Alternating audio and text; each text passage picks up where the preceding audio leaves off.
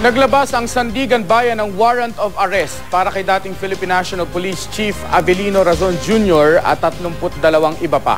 Para raw yan sa mga kasong graft and malversation. Makibalita tayo kay Bernadette Reyes. Bernadette.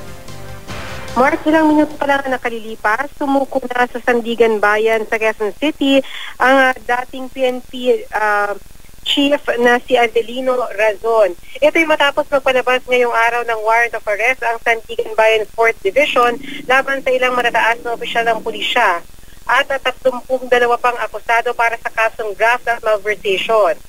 Kahapon, natapos ang resolusyon ng Sandigan Bayan. Kaugnay ito ng umunoy maanumalyang transaksyon noong 2007 para sa repair ng V-150 light armored vehicles na pumapatak sa mahigit 400 million pesos. Kabilang rin sa mga pulis na papadalhan ng warrant of arrest, sina dating PNP Comptroller Jerry Barrias at Eliseo de la Paz. No bail ang rekomendasyon ng Anti-Graft Court para sa kasong malversation sa mga pangunahing akusado. Ngayong araw ay hinatid na ng court sheriff ang warrant of arrest sa iba't ibang law enforcement agencies na siya naman magsaserve nito sa mga akusado. Mark? Bernadette, sabi mo no bail at sumuko si General Razon. So ibig mo mong sabihin ay makukulong siya? Ngayon, nakakulong na ba?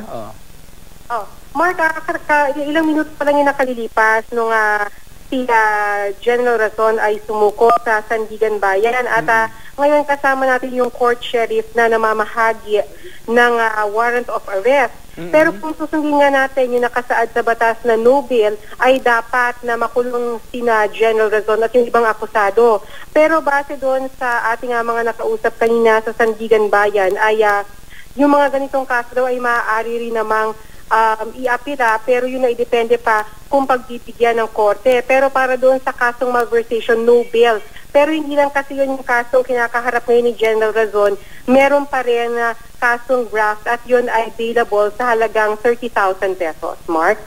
So hindi nyo pa nakakausap yung kampo ni General Razon, halimbawa mga abogado niya, kung anong kanilang susunod na hakbang, Bernadette? Oo, Mark, sa mga susunod sigurong oras ay ating makakapanayam yung kanilang abogado o sino man sa kampo ni General Razon para makahingi tayo ng update, Mark. Nandiyan pa kayo pare-pareho sa Sandigan Bayan, pati si General Razon, nandiyan pa. Mark, nakuha lang natin impormasyon sa ating mga kasamahan sa Sandigan Bayan at tayo ay patuloy pa lang papunta doon sa kanilang tanggapan at ngayon ay kasama ko pa yung court sheriff na namamahagi naman ng mga warrant of arrest sa iba't ibang law enforcement agencies. Mark? Sige, babantayan namin yung iyong pagbabantay rin sa Sandigan Bayan. Maraming salamat, Bernadette Reyes.